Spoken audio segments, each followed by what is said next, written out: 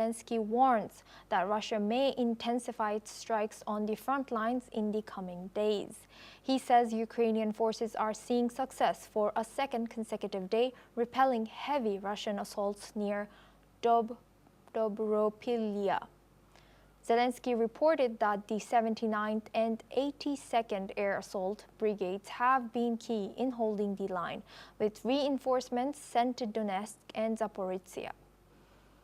Furthermore, he added that Russia has been trying to project strengthening with new attacks timed around the Trump-Putin summit in Alaska, but their attempts have failed, with Moscow suffering significant losses. The Ukrainian leader also confirmed he will meet U.S. President Donald Trump in Washington on Monday to discuss steps to end the war. This follows President Trump's talks with President Vladimir Putin, which ended without a ceasefire agreement but with both leaders claiming progress. Now we go back to our guest, Professor Veselin Popovsky. Thank you, Professor, for staying with us. Now, given the EU's firm stance that Russia cannot dictate Ukraine's NATO or EU path, how is Ukraine preparing diplomatically for potential Russian retaliation? Yes, Ukraine has the support of NATO members and the European Union, and it is defending very well. As you mentioned, the battlefield in Dobropilya and Zaporozhye, Ukraine is defending. There was a small advance of Russian troops in the area of Pokrovsk and Konstantinovka, and those were reversed by the Ukrainian army. So no major military advances by the Russian army anywhere. Russia is losing 1,000 soldiers per day without making any significant advances. Pokrovsk has been targeted for 1 year now. 11 months, I think, is the time when Russian army tries to capture a not very big town of Pokrovsk, and they still cannot do that after 11 months. So this pretty much says everything about the so-called Russian success on the battlefield. There is no such thing as Russian success on the battlefield. They have captured 3,000 square kilometers for the last 12 months. But bearing in mind that actually the front line is 1,000 kilometers, that means only 3 kilometers if we take the full front line of advances.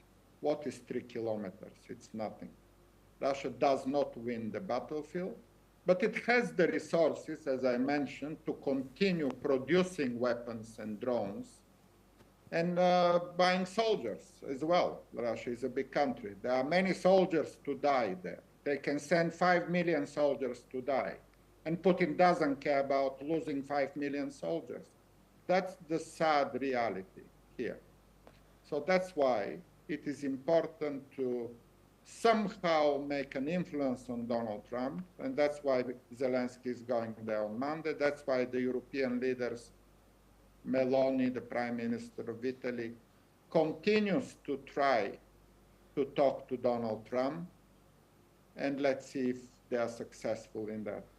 Yes. It will be very quickly, the war will end quickly if Donald Trump could simply arrest Vladimir Putin in Alaska and deliver him to a tribunal. That would have created a power vacuum in Moscow, and that could have ended the war.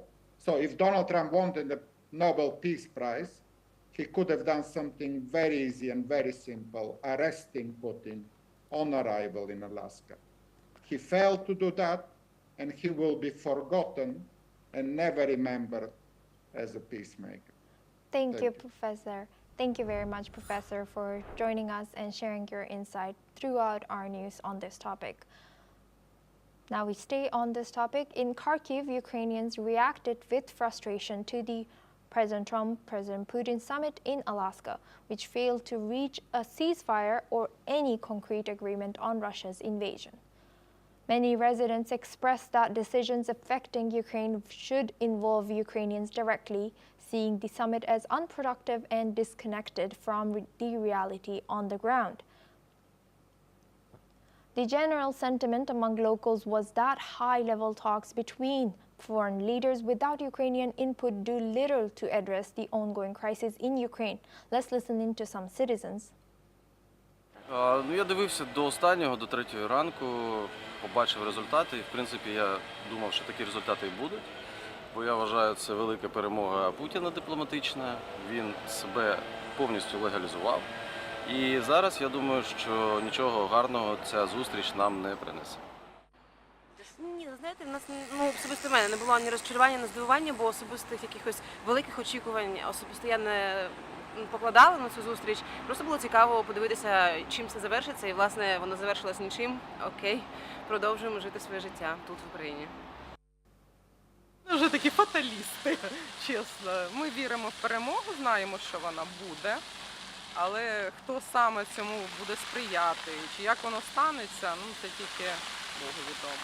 Тому ми надіємося на краще, не втрачаємо віру, донатимо, допомагаємо чим можемо, робимо свою справу і не дуже заглядаємось там, що там той Трамп робить.